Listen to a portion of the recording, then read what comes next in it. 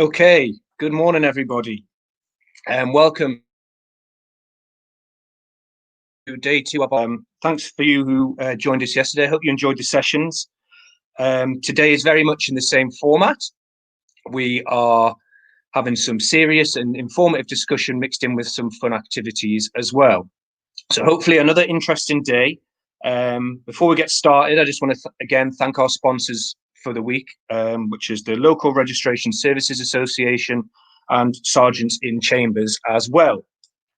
Later this afternoon, Sergeant in Chambers are actually doing a closed session with our volunteers to tell us about the work that they do. So that should be really interesting. The link has gone out to our volunteers this morning, so hopefully you'll be able to join us for that later.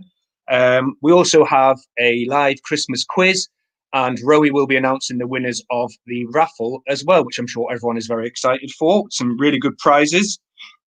But before that, the first session of the morning and of the day, we're starting with a session around grief. Obviously, grief and bereavement is a big part of our role within the courts and as a support service. And today actually marks the beginning of National Grief Awareness Week. So that week is running from the 2nd to the 8th of December. And the idea behind National Grief Awareness Week is to try and normalize grief and get people talking about a subject that is typically uncomfortable and people tend to keep private. So this is our contribution to that week.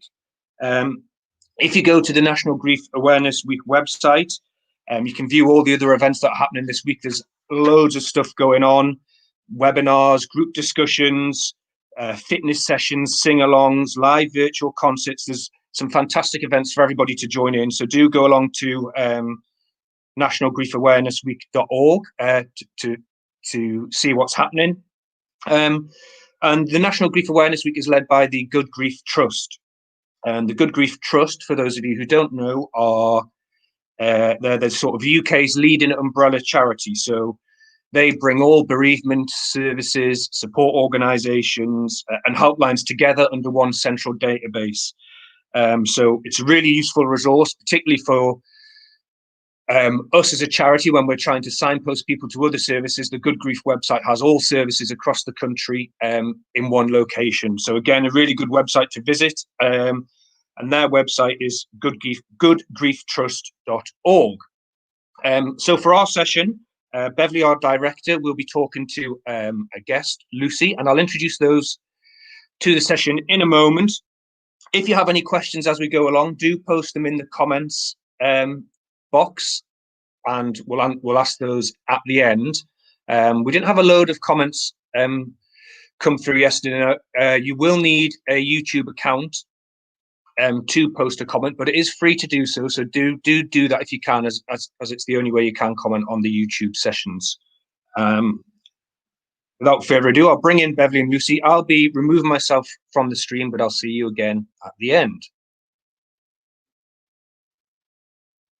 Okay, Beverley?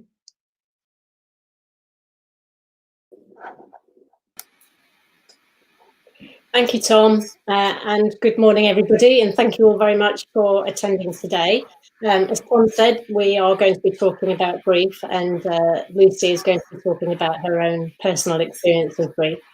And I just wanted to sort of set the scene, really, if you like, for the session, because grief is it can be completely overwhelming, it can be overpowering and all-consuming. And we all experience that at an individual level. But sometimes we can't function in the way that we would normally function when we're thrown into what's probably one of the worst experiences of our lives. And simple tasks, such as even just brushing your teeth and being able to function in a normal way, can just seem so insurmountable that it's our brains and bodies just don't function in the way that they would normally. Some people might think that grief is a reaction that we have a choice over, that we choose to react in a certain way.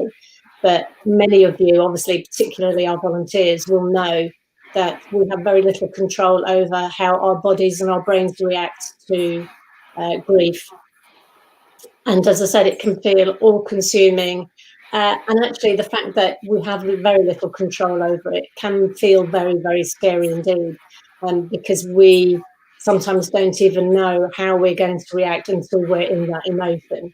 So, for instance, standing in the middle of a supermarket and suddenly bursting into tears and not even realising that that was going to happen can be extremely difficult and very, very frightening.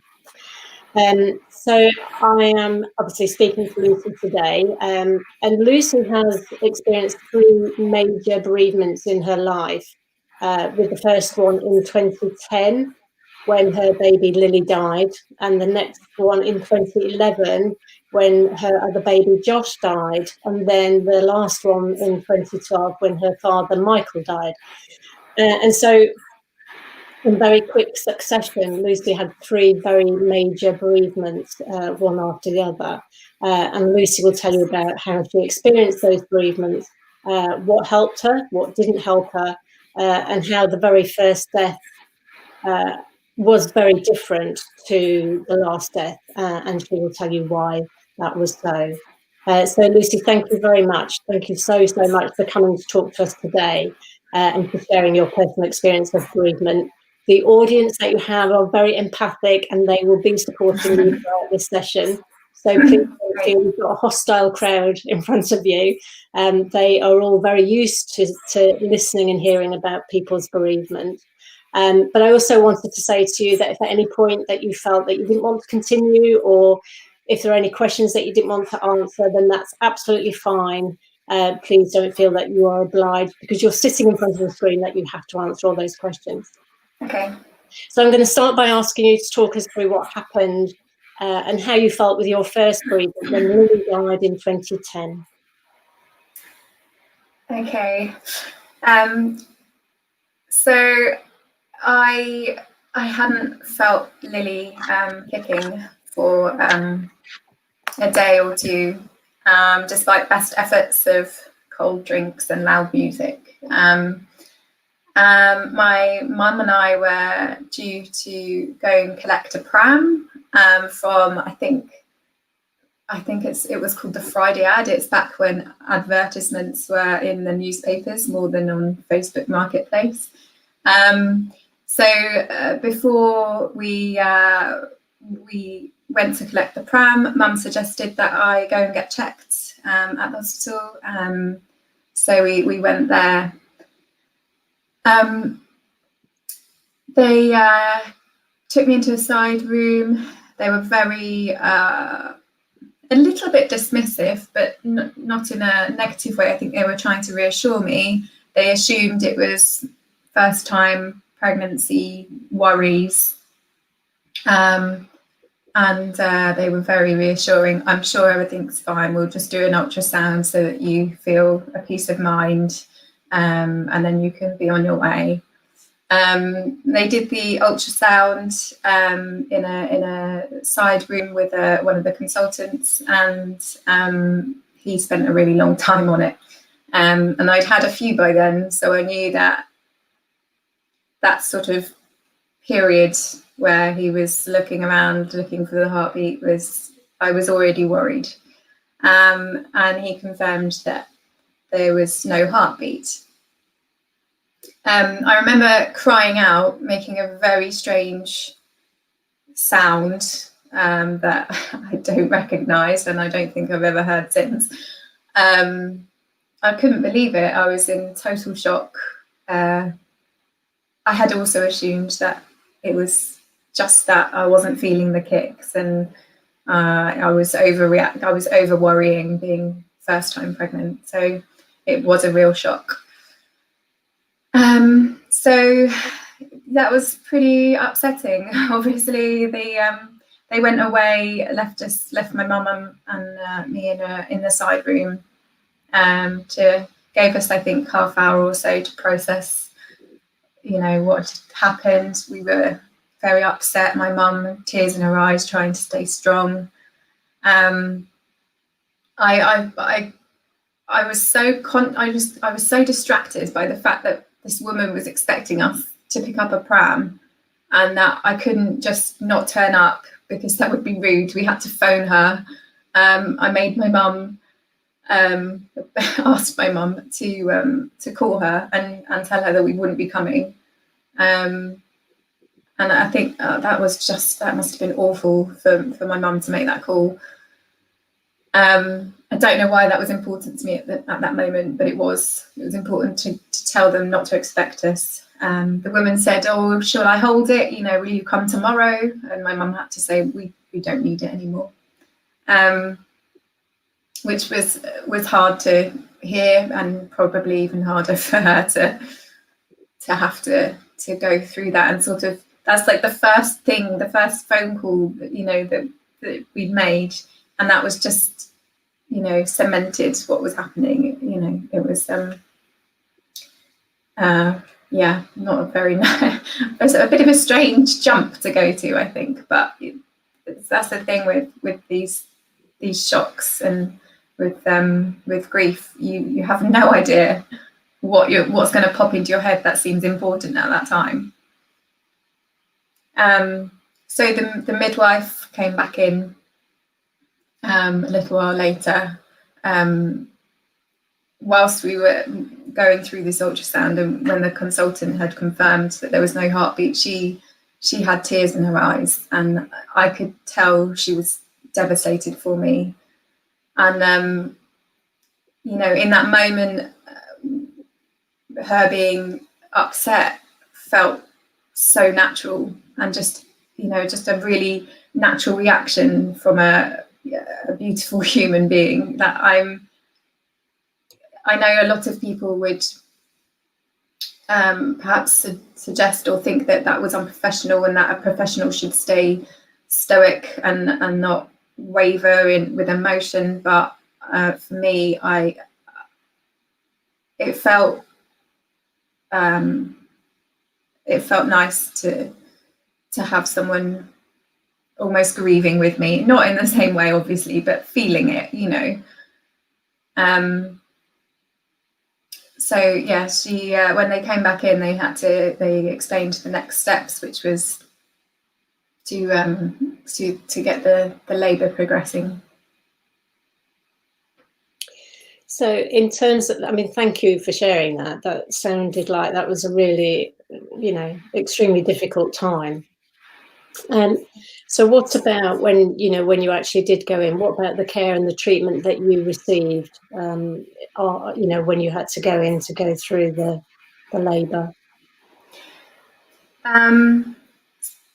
So we, I think it was a couple of days at home and then back to the hospital. The timelines are very wonky in my mind. My memory of sort of, I think about 2 weeks is mismatched. There are gaps, and there are where the timeline crosses, and I'm not sure what came first. But I think it was a couple of days. We went back into the hospital. My mum came with me. My rock. I'm a real mummy's girl. So she came into the hospital with me. We were put in a room just outside the ward for a good period of time. I think good few hours. It wasn't like a labour room, a delivery room. It had a sofa, like a day bed, and a TV. I think it was sort of supposed to look a bit like a living room.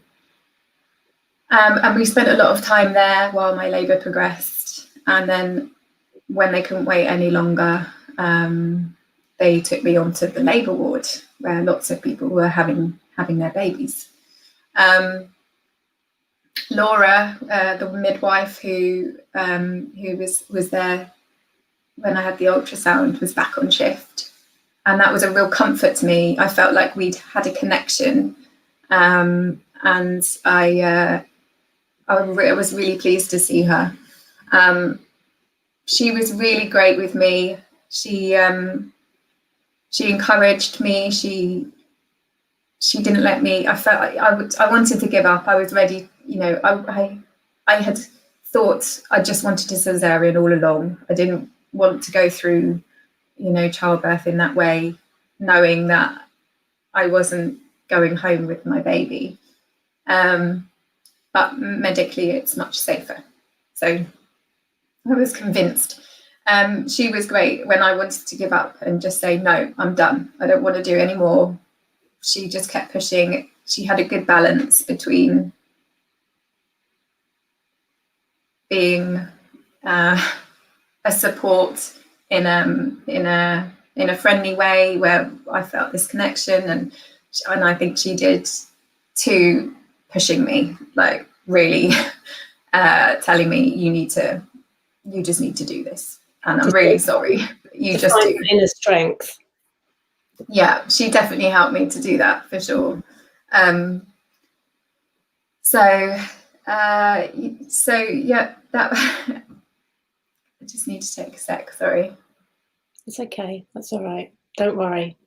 I mean, that sounds like she was the ideal person to be with you at the time, you know, to sort of, you know, to be firm, but also to be very empathic, and to support you emotionally as well as support you in doing a really, really difficult thing, you know, knowing that it's going to be painful, knowing that it's going to result in you not having your baby with you, and so it must have been tough on her as well. Yeah, definitely.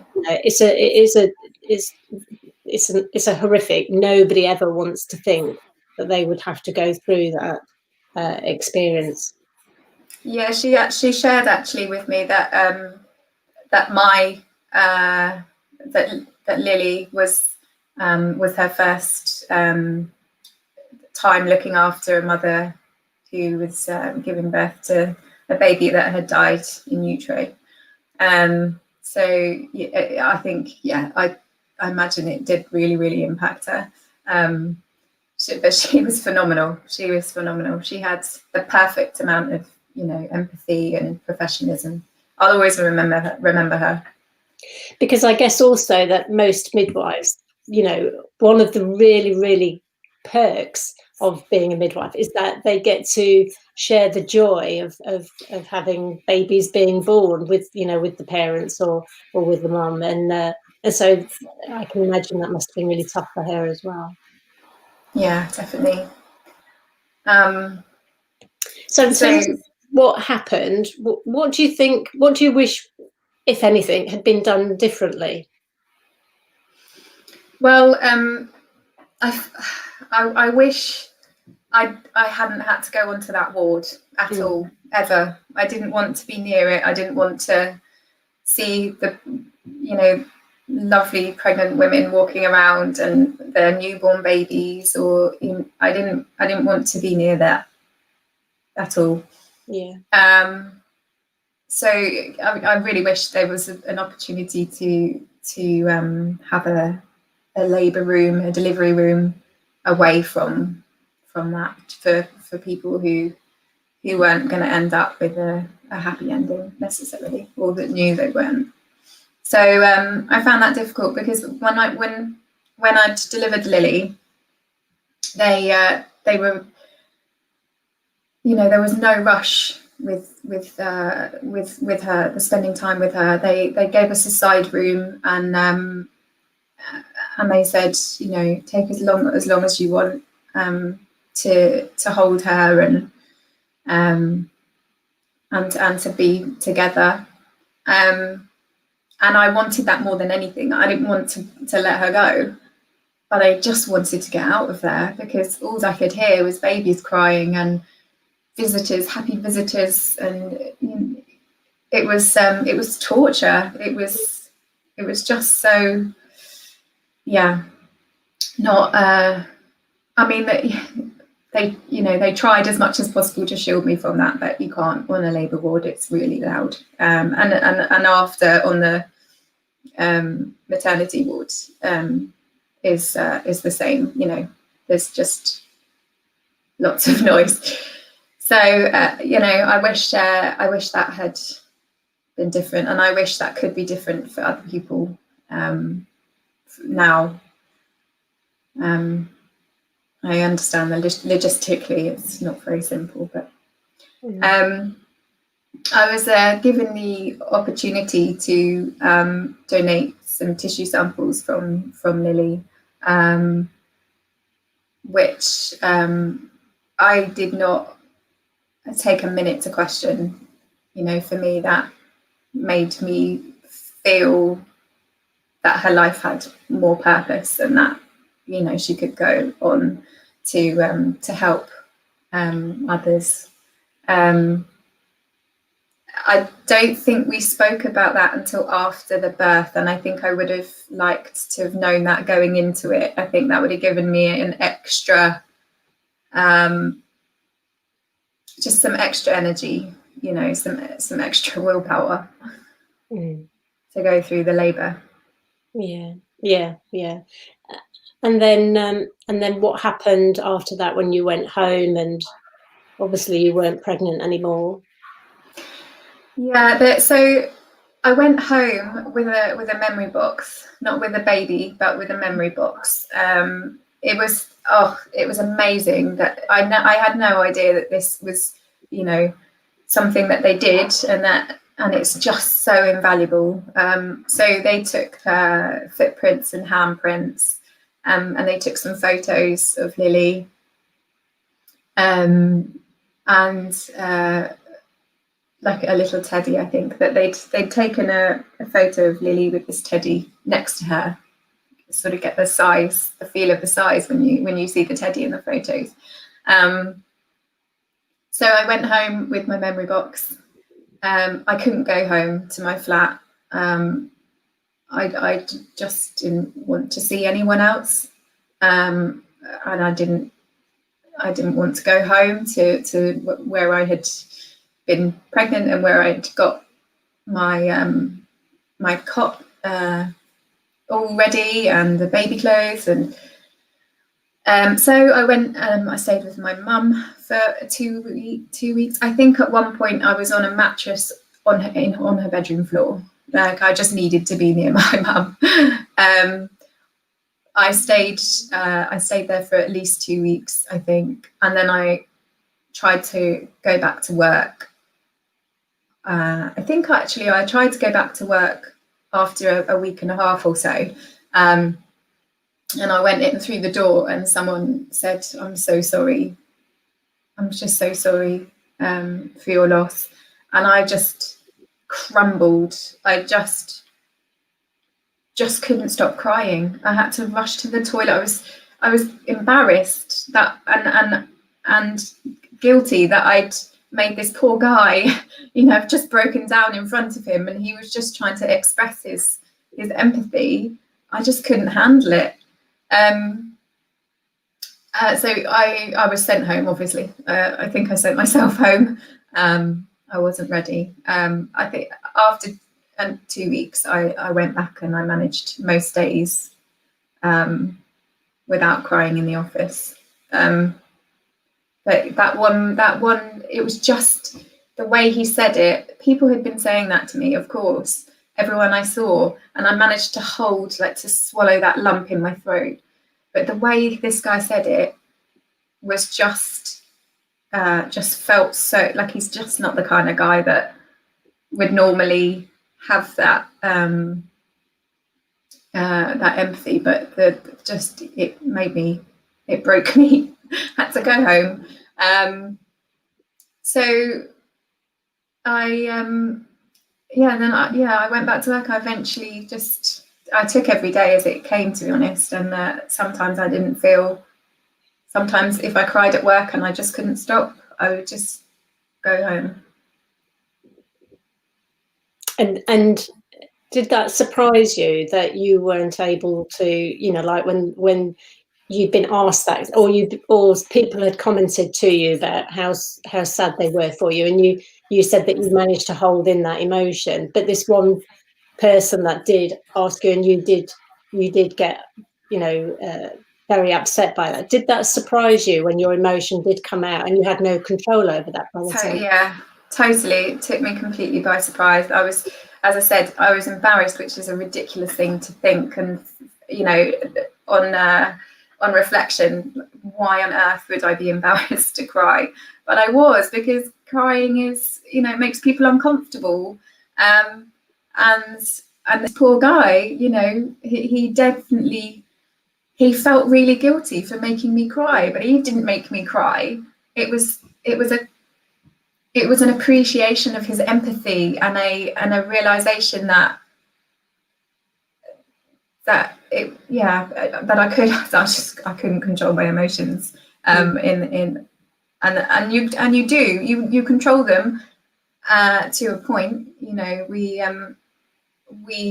live in a society where walking down the street crying is not really something that people accept. Some people would stop to ask you if they could help, and others would think, what, you know, just walk on by, but think it was strange. So we try to hold our emotions and let them out in appropriate, specific, safe spaces. So work, not really, you know, fulfilling those requirements. But you hold it in, that lump in your throat, that is that's emotion and grief and everything trying to come out, and you just swallow it and suppress it. And then sometimes you just can't. It's like a build-up of it that starts to overflow, and you never know when that's going to happen. I have cried at some very strange places in that period of time. I cried in some very strange places, and following that sort of first couple of weeks, I was still petrified to go out to see people that I hadn't seen. The last time they'd seen me, I had a big bump, pretty big bump, and then I had no bump, and they would say, "Oh, you had your baby. Oh, where's the baby?" And I was just having to relive it all the time, and just sort of say, I didn't know what to say. I didn't want them to feel uncomfortable. I didn't want my emotions to get the better of me in public. So, you know, I think I started saying it didn't work out. Well, that's just not what. You know, it just there wasn't a right way to say what had happened. And people did assume I had had a healthy baby, which was difficult. So in terms of Josh, your second baby, do you want to talk a little bit about Josh and how you felt? Or Absolutely. So Josh, I fell pregnant with Josh. Oh, I'm not sure timeline wise, not too long after. I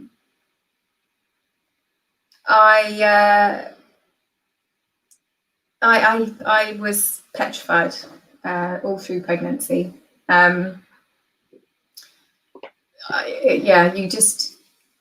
just no possible way to enjoy a pregnancy when you've lost one before. With Lily, I had the autopsy, and an autopsy showed that it was what happened was to do with an underlying medical condition. So I was petrified again that something would happen. So that was an underlying medical condition of yours? Of mine, yeah, sorry. Actually, if you don't mind, because there's a good point on that. When I went to have these autopsy results from the consultant with Lily, this was still, you know, just a few weeks after, and I was still emotionally very fragile and raw, and still very much grieving. And when I was given these autopsy results, the consultant said that I should just get pregnant again to get over it. And I remember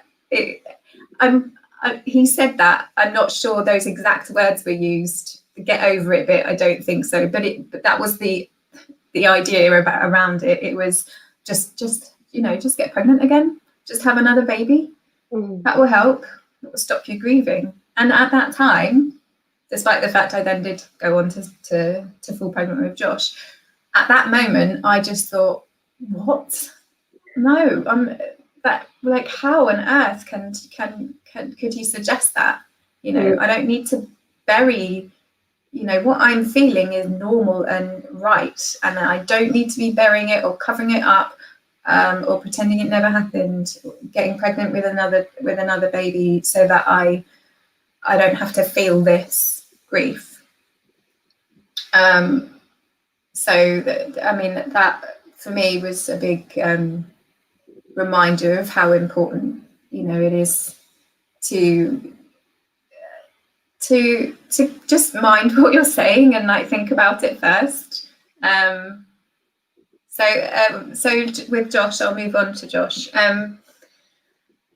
Yes, I found out I was pregnant with Josh.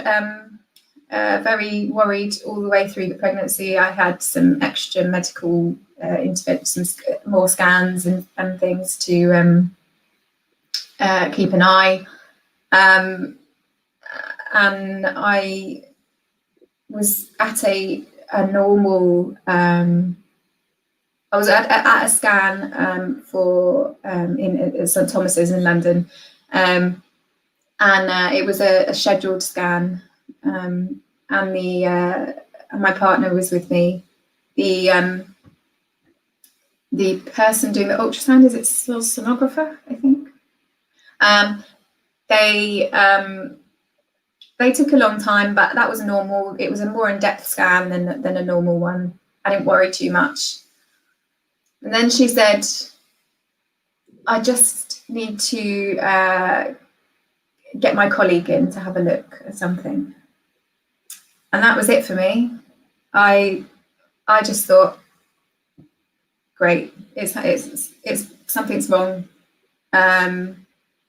It's over. I went immediately to no hope.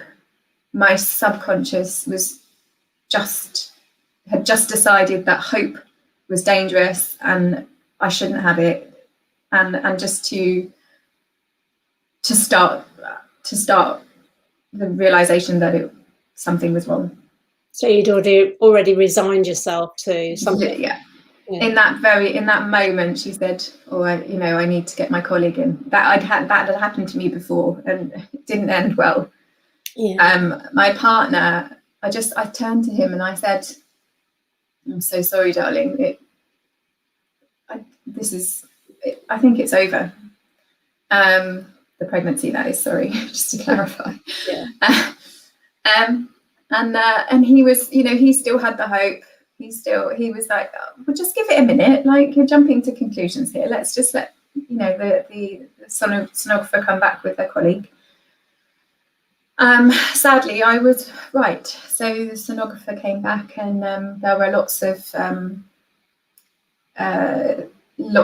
things wrong with the baby, meaning that there was just no possibility for survival outside of the womb.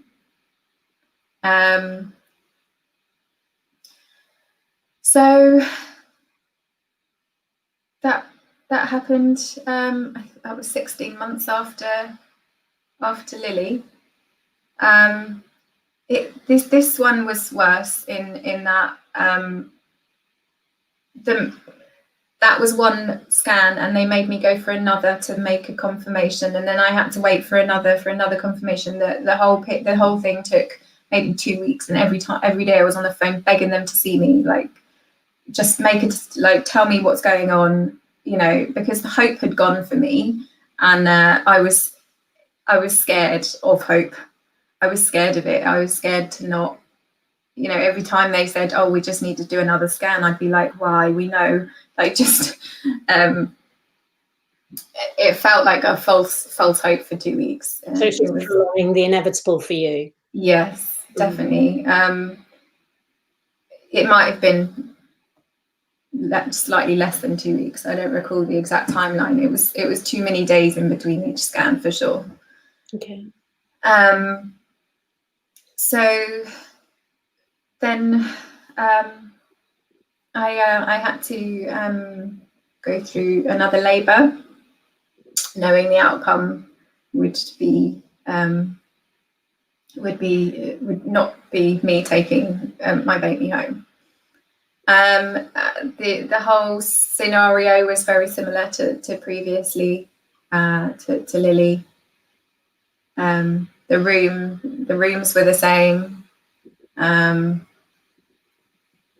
Yeah, it's we had a memory box for Josh as well. Okay, so that must have taken you right back to all of those awful experiences that you felt when Lily died. Absolutely, but I was still so emotionally raw from losing Lily that I didn't let myself feel so deeply as I did. I couldn't grieve in the same way for Josh as I did for Lily. I was still so emotionally raw, still grieving. So I have a bit of guilt about that still. That I don't feel like was balanced, and I think that was hard for my partner as well. That I wasn't able to. I mean, I just didn't cry anywhere near.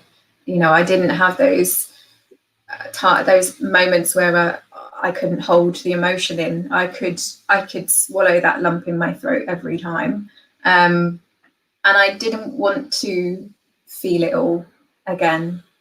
It was too painful.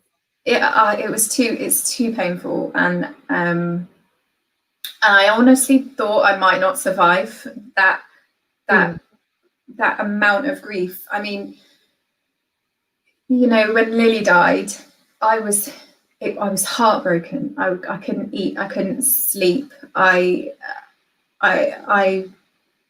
felt physically sick with grief. Physically sick, and I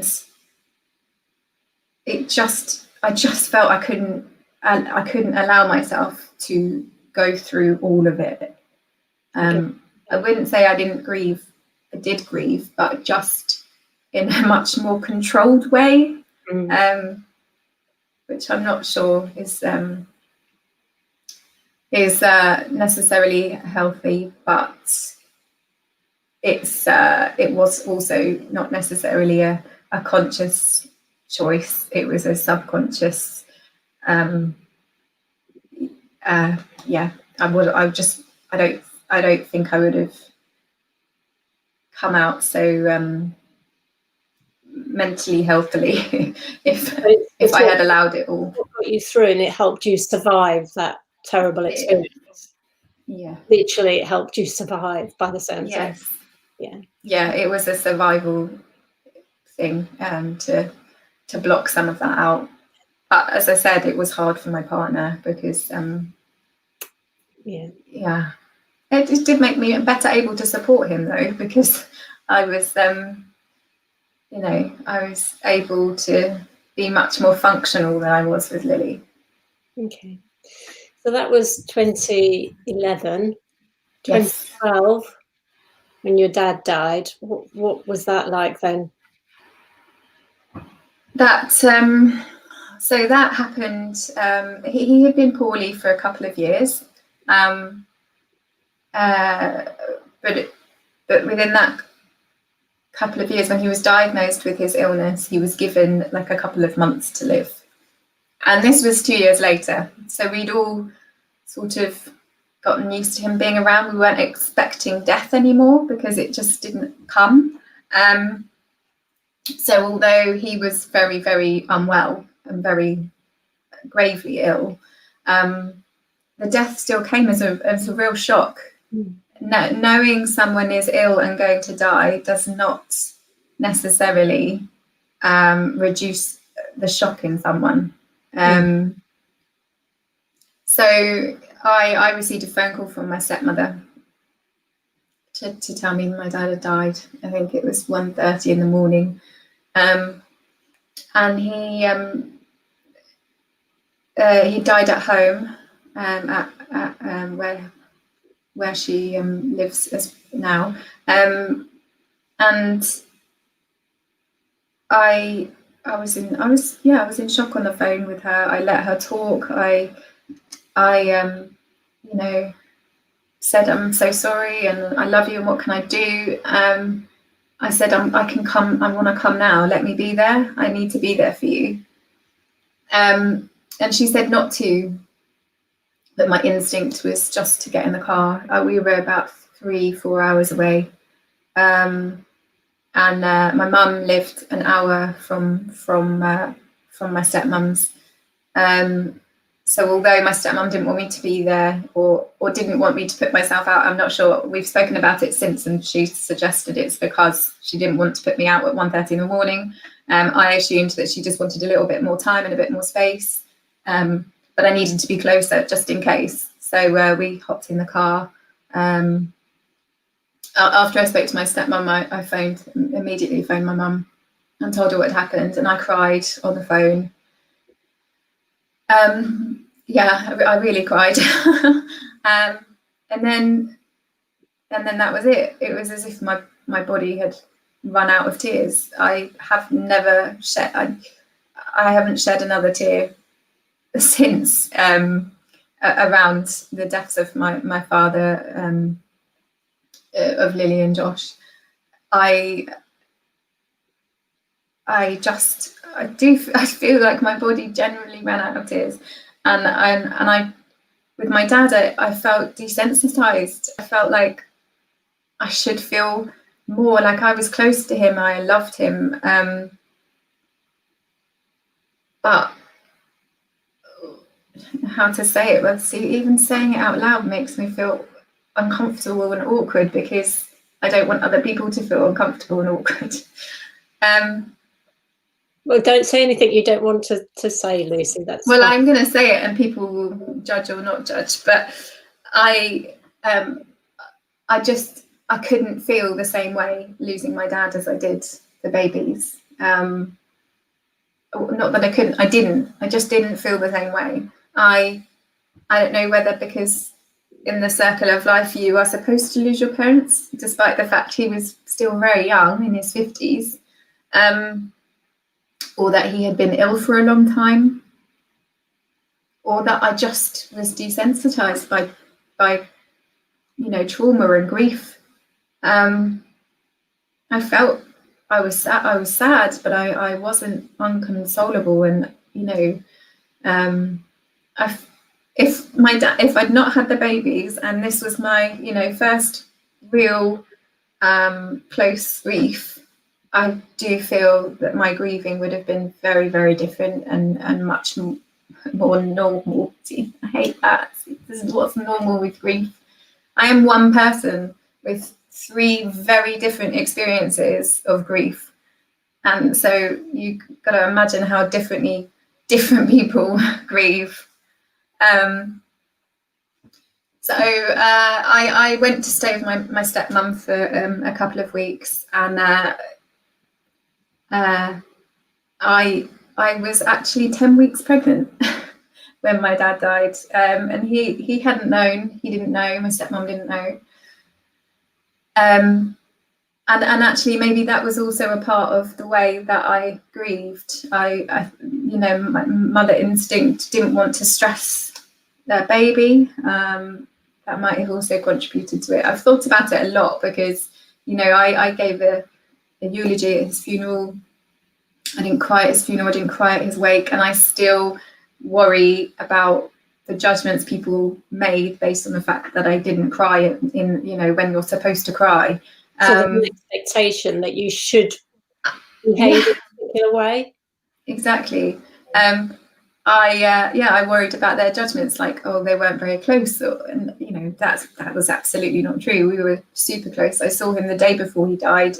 I saw him regularly. We weren't so close when I was younger, but as an adult, we were very close. So yeah, it's that expectation of people wanting to cry or not to cry, the situations where you should cry and the situations where you shouldn't cry, and that you feel that, even though now I can, as a more mature person with a bit more life experience, I can see that there's ridiculous things to worry about and to think about.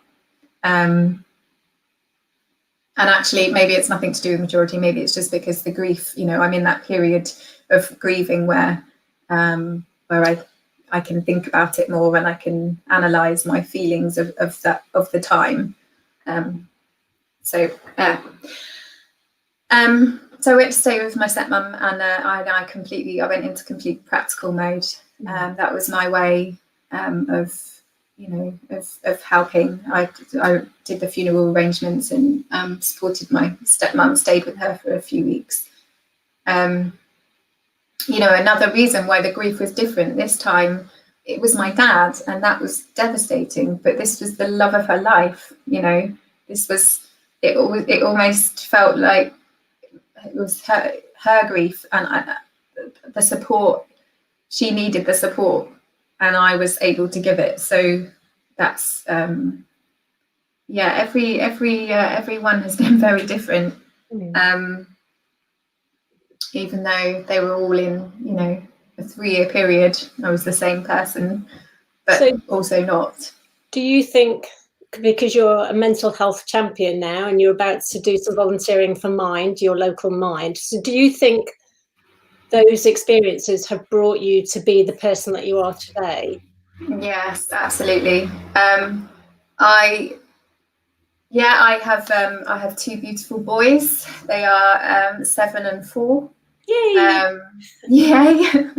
They are, love of my life. They're fantastic, beautiful little humans. And my partner and I are very close with our shared grief. I know that grief can tear people apart as easily as bring them together. It depends how you grieve. If you're in different places of grief or different parts of the journey, it can be really, really hard to keep that togetherness. So we're very lucky that we grieved in a similar timeline. It sounds very clinical, but and then also, but we were lucky. It brought us closer rather than took us apart.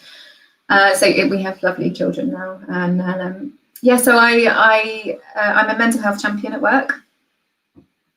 The experiences I'll back up a little bit. I know we're very mindful of the time. The whole 3 grief experiences really, really changed me as a person. Loads of positive stuff.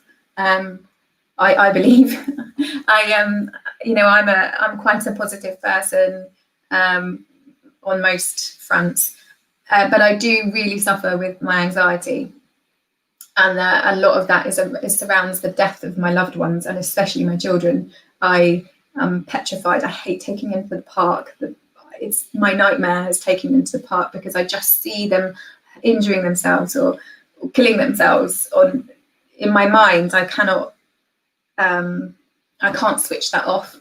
I have nightmares about my loved ones dying, and then I see it all day the next day in my head, and it's just a real heightened anxiety around it. Mm-hmm. And I've really struggled with that, especially when the children were babies. I struggled with everything. I thought, how am I going to get both of them in a car at the same time? Like, which one do I save first? So I'm now a mental health champion, a mental health first aider, in fact, with work. And I've actually had one person at work who has been through the loss of a baby, and I was able to support him through that. And since more recently with COVID, I've actually started to speak regularly to other men on. It's interesting that it's men, which is really good, coming forward for help.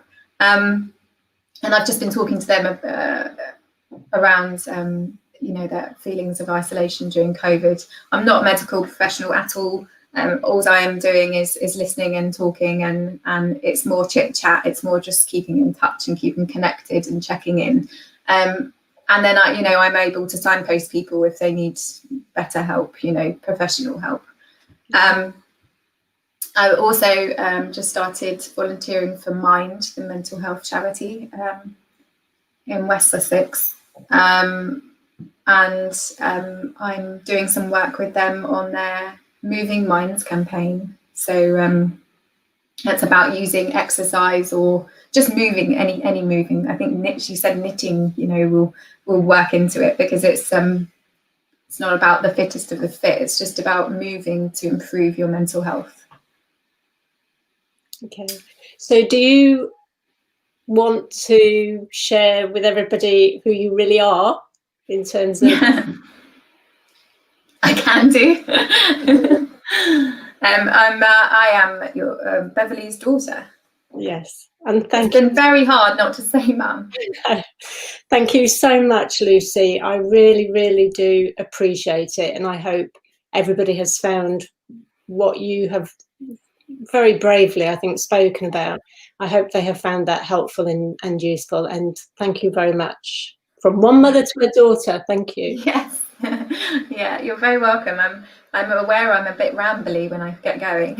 No, you weren't rambly at all. Thank you. Very articulate, and I really appreciate what you've shared with us. Thank you. Thank you for having me. You're welcome. So, Tom, I don't know if you're still there. I'm here. Wow, thanks, Lucy. That was amazing. Thank you so much. I just want to reiterate really what, can't imagine how difficult that was to go through, but then to talk about it as well must be, really difficult. So very privileged that you decided to share that with us. There's no comments on the YouTube, but one of the volunteers has messaged me privately just to say, thank you for your honesty and insight. It's been a useful reminder of the fact that grief is different for each of us, and that even for one person, the process differs over time. It says you're clearly an incredible, thoughtful and empathic person. So that was just one of the comments we got. Oh, that's lovely. Thank you. Yeah, it was obviously, really emotional and moving to hear, but also perhaps interesting is the wrong word, but, a good insight into what people experience, the different types of experience for different types of death is useful to hear. And hopefully that will encourage others to share their story as well, because I think it's incredibly brave for people to talk about this subject, but hopefully that will encourage others to do so. And that's it, really. So again, thank you very much. There's another comment just come in there from Gwen saying thank you for sharing. So yeah, that was really good, and I'm sure that will resonate with a lot of people who are watching. Okay, I'll take you two off the stream now. All right. Thank you. Thank you, Lucy. Thank you. Thanks, Mum. Okay, everybody. Well, thanks for everyone who joined. There was we had a good audience there watching, and I'm sure you all agreed that that was a really incredibly and moving session. That will be on YouTube for people to watch later on as well. So that was a fantastic way to sort of kick off Grief Awareness Week and to kick off our second day of our Here For You campaign. If you do wish to donate to the charity, you can do so at our website, coronerscourtsupportservice.org.uk/donate. Bit of a change of pace now. Well, actually, also what I wanted to say is we touched on some really emotional stuff there.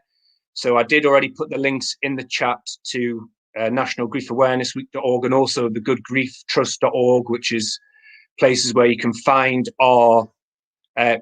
support services should you need to after sort of listening to that. I'll also put in our number for our national helpline. We have trained volunteers who could support you as well if you feel like you need to have a chat with somebody. They can help you find the correct support agency as well.